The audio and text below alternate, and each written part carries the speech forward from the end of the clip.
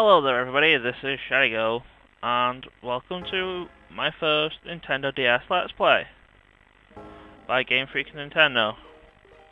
You probably already know what it is, it's Pokémon HeartGold for the DS. This is a remake of the Generation 2 games Gold and Silver.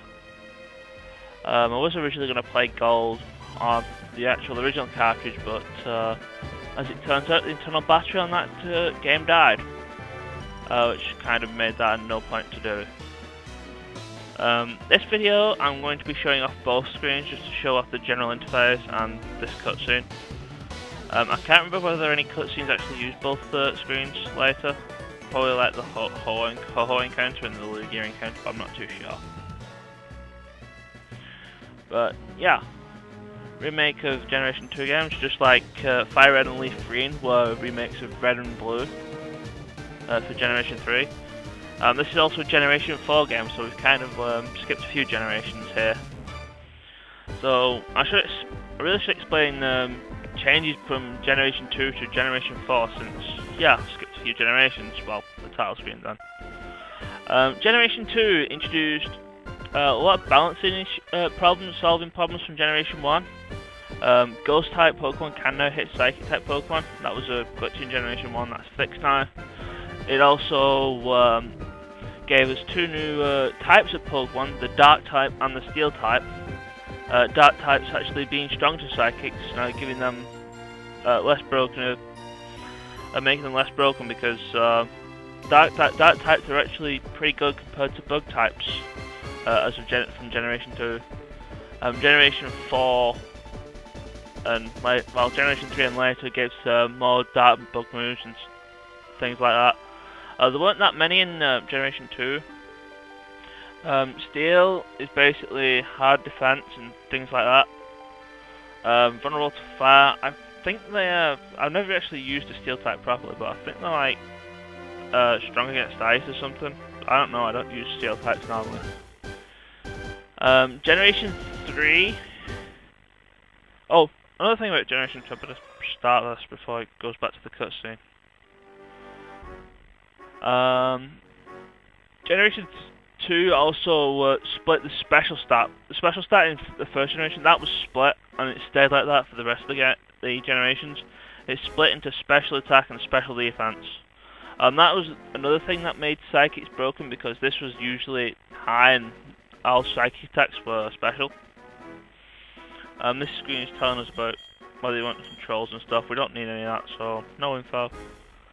Now press row is going to tell us stuff, and I'm not going to voice that, so I probably may voice that later, but I'm still explaining stuff.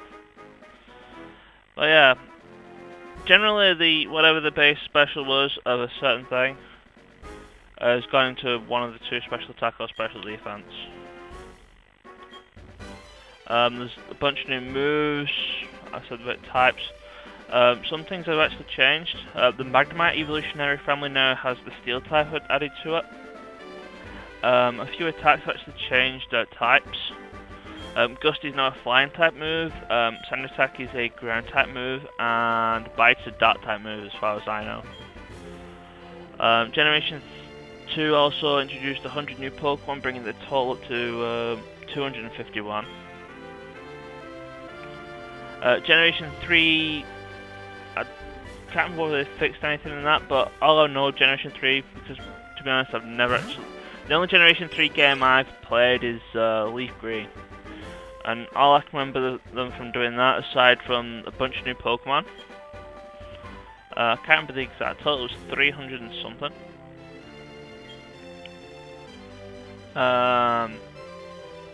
But it introduced natures and abilities. I'll be going through natures and abilities later, because I'm going to be showing those off when I get my first Pokemon. Right now, I'm going to name my character and genderize the character. We're being a girl for this one, simply because I feel like being a girl. And no other reason. This girl's name, canonically her name is Lyra, L-Y-R-A, I think. I know that's a name for the similar looking character in the anime, if I remember rightly. But for this case, we're going to call Ayane from the Dead or Alive series. Usually I use something like Asuka or Akiza or Aki from like Yu-Gi-Oh series, but I use them in my actual cartridges. I should actually tell you a fun fact about HeartGold. I actually have the cartridge, and it's the first Pokemon game I actually owned since my Pokémon Red version that I've actually managed to get all the Pokemon as of that generation. So my real life copy of HeartGold actually has Scene 493, Cart 493. So yes, we're a girl, and her name is Ayane. Generation 4 added new abilities, new attacks. I don't think it'd do anything to natures. Well, it do anything else, like new ways of evolving, and the total number of Pokemon, as I've just said, is 493. Generation 5, which I may get to in the future. I'm probably very likely going to be doing Pokemon White version sometime in the future, but I don't know when.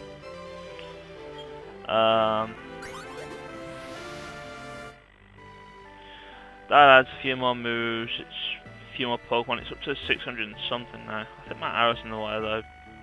My arrow's been there the whole time, I do apologise. But yeah, we're just going to go to our house now, and here's Ayane's mother. She gives us actually a bunch of stuff. And Ethan is actually the kind of name of the male character in this game. Oh yeah, another thing about Generation 2, as of the sort of Gaiden game, like Pokemon Yellow, Pokemon Crystal actually allowed you to change the gender of your character, whether you wanted to play as a male trainer or a female trainer. And all the games have done that since. And as well, they gave us some stuff on the touchscreen. So we're going to go through that and completely lose my train of thought from earlier. We have our trainer card, which is our name. Basically, it just tells us ID number, our name, how much money we have. I don't know what the score's about, but it's like certain achievements you get, and our time, and when our adventure started. And the top screen's all the gym leaders, just so you know. We touch the card, it actually shows off multiplayer stuff, and when we enter the Hall of Fame, when we beat the Elite Four for the first time. You can also sign the card, but I'm not going to do that, because I'll just end up drawing a squiggle and play. Save is, a save does, you press that button if you want to save. Bag gives you all your items, we don't have any yet. From left to right, it's general items, medicines, Pokeballs, TMs, berries, mail, battle items, and key items. All of these will be important in some way or another in the future. You actually do get a description of them on the top screen, but we've not got anything yet. And before anybody asks about checking your computer for a potion, there is none. The computer in this game, and I believe it's the same in Generation 2, is just storing all your mails, which you get usually from trade, saying like thank you for trading with me or something. I actually got one of those in my Pokemon White version. I forget what I traded. What I traded for and what I got. But it was like thank you for trading with me, and I thought that was really nice, and I really wish people would do that a little more. I mean, yeah, mail's a bit of a waste, but it's kind of nice to have like thank you for trading the Pokemon with me, sort of thing. But yeah, this is a mail for me, and it's just an example of the mail. It's never gonna get used in this game. Oh yeah, options. I need to do the options. Options just give you options. I need to do one thing, well, two things. Text speed to fast. Always need to do that. Battle scene is basically all the battle animations. Battle style between shift and sat. If the opponent has multiple Pokemon, if you knock out a Pokemon, it'll tell you what the other Pokemon is and do you want to switch it, if it's on shift. If it's on set, the opponent just summons the next Pokemon. So, and it's null sign. Button mode I never use anyway, but basically it turns the L button into the A button. And frame just changes the type of frame. I'm going to use 7 because I like purple. And Ayane's general theme is purple anyway, so go figure. Here we see a marrow. This actually belongs to Nathan. Ethan even. Where the hell did I get Nathan from? But yeah, he actually walks around with his Pokemon. And that's his only Pokemon. He isn't actually a rival. Go figure. Kind of stinks in that fashion. You can't leave town because this woman here will tell you that it's dangerous to go alone. Here's this jerk. I know he's a jerk because he does this.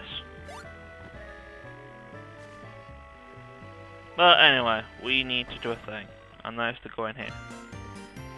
This is the Elm Pokemon Lab. This is where we're going to get our first Pokemon. From this guy, here's Professor Elm, he's pretty great. Hi, Ayane, I've been waiting for you. Do you know anything about my research? As you know, Pokemon are carried in Pokeballs these days. But before the Pokeball was invented, people used to walk with Pokemon, just like your friend Ethan does. Pokeballs are great because you can carry many Pokemon.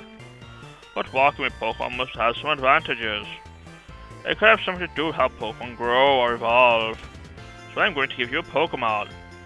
And you walk beside this Pokemon outside of its Pokeball to see if it brings any special feelings or bonds between Pokemon and people. The device over there has some Pokemon you can choose from. And the phone rings. Oh hey, I got an email. Okay. Hey, listen. I have this acquaintance that people call Mr. Pokemon. He keeps finding weird things and raving about his discoveries. Anyway, I just got an email from him saying that this time it's real. There's probably another Pokemon egg, but we're so busy with our Pokemon research. Wait! I know! You can go in our place, right? Can we count on you? You can choose one of the Pokemon over there. I love the voice I'm giving him. I talk to him again. If its wild Pokemon appears at your Pokemon, battle it. Oh yeah, we have a choice of 3 Pokemon. I need the touchscreen here. Touch a Pokeball to see what Pokemon is inside. So we have 3 Pokemon different from the previous generations. We have Chikorita, a grass type, which I never care about because it's a grass type and there's better grass types about. There's Cyndaquil, who is adorable and badass, and I would usually choose him, but I'm not going to choose him. Instead, I'm going to choose the water type Totodile because I want to use Totodile for once. Do you want Totodile, the water type Pokemon? Yeah, I do. And there he is. We received Totodile from Professor Elm. Giving it name to the Totodile? Heck yes we are. Basically this run is going to try and be using Pokemon I would, like using different Pokemon. Opposed to what I would normally use. So the nickname for this guy we are going to give... Gummy! If you don't know where that's from, well, you don't know me. How do you like walking with your Pokemon? It's not bad, is it? You can take it all the way to Mr. Pokemon's house. If your Pokemon gets hurt, you should heal it with this machine. It's so easy to use. Just take the PC on my desk. Mr. Pokemon goes everywhere and finds rarities. His house is past Cherry Grove City. Go north a little past Cherry Grove. I'm counting on you, Ayane. Okay. Well, so this is the gimmick of... Oh, this guy talking to us. So he's going to give us potions. We actually have 5 potions. I think Generation 2 actually, also from what I was talking about earlier, Generation 2 was also the first game to segment the bag, so that it wasn't tall and everything, you didn't have to carry a lot of stuff. The bag still filled, but because Generation 4 has more data and stuff, the bag is actually pretty much a black hole. So yeah, this is the dynamic cutscenes. I want to explain stuff. I'm not going to give him the voice. Ayane! So you picked a Totodile! That's a cute Pokemon you have. When you walk with it, it'll become more friendly. You should turn down and talk to it sometimes too. Oh, that's right. Why don't you show it to your mom? See ya. That voice sucked. So yeah, the gimmick of this is similar to Pokemon Yellow, where Pikachu always walked around with you out to its Pokeball. Only this time it's with every Pokemon. You can even catch or trade an Arceus from one of the previous games. You can walk around with that, and it's just very godly-like. And you can talk to the Pokemon to see how it's feeling. Currently, Gummy is sniffing at Ayane. Pretty great. This actually changes depending on where you are and what you do, and the actual stats of the Pokemon. It's say like if it's near like low HP, it'll say like it's struggling to stand up. Or if it's poisoned, it'll say like it's not feeling well, or paralysed and stuff like that. Yeah, let's go show this Totodile to our mother. Let's see what happens. Hi mother, I found a Totodile. Oh, Ayane, that's a cute Pokemon you have. Professor Elm must have given it to you. Oh, Professor Elm has a task for you, say? What kind of task? I think it's something to do with Mr. Pokemon doing a thing. He talks funny. I see, that sounds a little difficult. But when somebody makes that kind of request for you, it must be important. Oh, that's right, I completely forgot. Your Pokegear came back from the repair shop. Here you go. So now we have the Pokegear in our touchscreen. The Pokegear isn't actually going to be much use for now. It makes phone calls at the moment, but it does have a couple of other uses, which we'll probably not get until later on. And we're probably not going to see the bottom screen until ever really, so yeah. Here you can make a phone call. I know what it is, but regardless of whether you say yes or no, she's going to tell you anyway. You just power on the Pokegear, touch the telephone, and tell you who's doing what. Currently our mother is the only guy we have on the Pokegear, but talking to certain trainers will get you their phone numbers as well. And certain other plot-related peoples will give you their number. Spoilers, Professor Elm's going to give you his number in a minute. Oh wow, just got a bit of lag there. As shown right about here. Wait 1 second!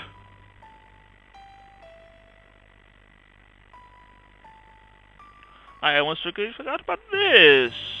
Here, I'll give you my number. So you reach the Professor on the Pokegear, it's pretty great. I'll call you if anything comes up.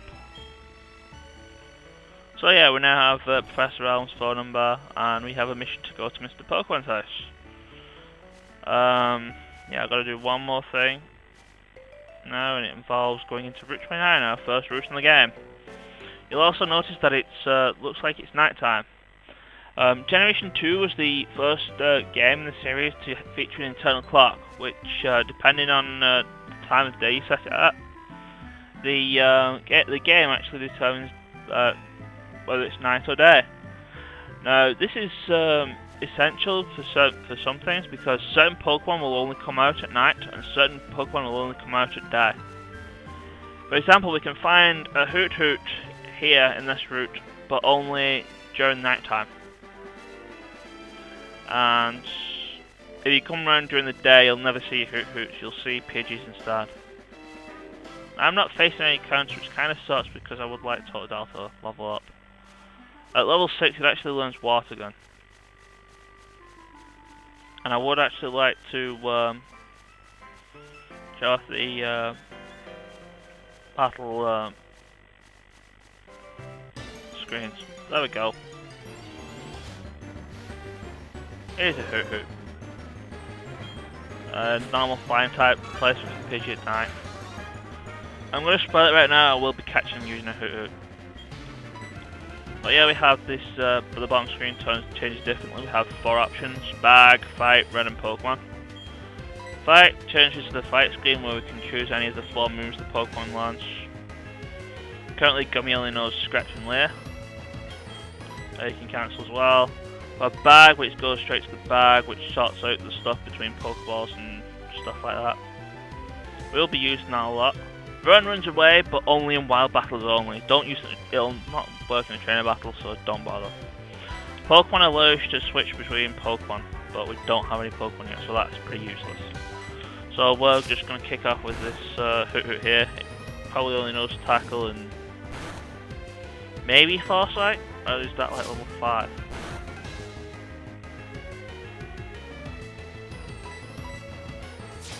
And Tackle has reliable accuracy. So yeah, when you kill a Pokemon you gain experience.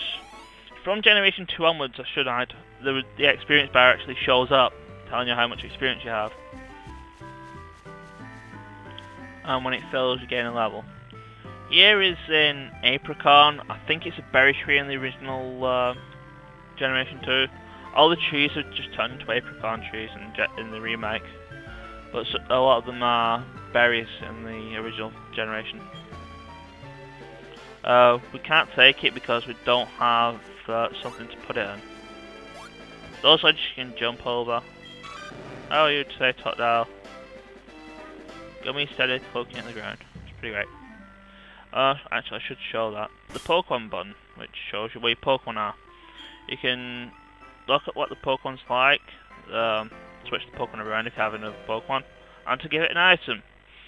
For the record, the starter you pick in Generation 2 will always be holding a berry. In this generation it doesn't for some reason. So we go to summary, and I'm going to explain natures and other things before I finish off this video. Natures were a thing that were introduced in Generation 3. It actually causes benefits and drawbacks to certain markers. You couldn't actually tell in the originals which ones they were, but from HeartGold, Soul Silver onwards, I believe you might be able to see it there. There's one move highlighted in red and one highlighted in blue. I believe the one highlighted in red is beneficial, and the one highlighted in blue is hindered. But yeah, we've got stats, as you notice: special attack, special defense. Got its moves here. It actually has abilities. Abilities were also introduced in Generation 3, probably just to spice things up, really. They tend to do things more in battle than anything else. Some things do actually work outside of battle as well as in battle. But if I find a Pokemon like that, I'll probably explain those if I remember what it does. The first screen, it tells you what the nature is, when you got the Pokemon, where you got the Pokemon, what level it was, and it gives you like a note here. This is usually really random and different. On the bottom it says like I think that's the Johto Dex, but so when you get the National Pokedex it turns into the National Pokedex. Species name, species type, the original trainer. This is red if it's a female and blue if it's male, if the trainer is male. ID number, how many experience points it currently has, how many experience points it needs for the next level. A funny thing about the ID number is that if you trade with somebody who has the exact same ID number, it'll actually work as if it's like still owned by you, as in it'll probably not disobey you even if you don't have the right badge, and it'll get normal experience. Traded Pokemon get I think it's 50%. I think it's 1.5 times experience or something like that. But yeah, the other things, that's where you see all the stats and moves and stuff like that. And this is ribbons, which is useless really. I think we'll probably get one for like beating Elite Four and other things. But probably not going to get any more other than that. So let's just cancel, and to the right here is Cherry Grove City, which is where we'll be starting from in the next episode, guys. So until then, take care, and I'll see you then. Ciao!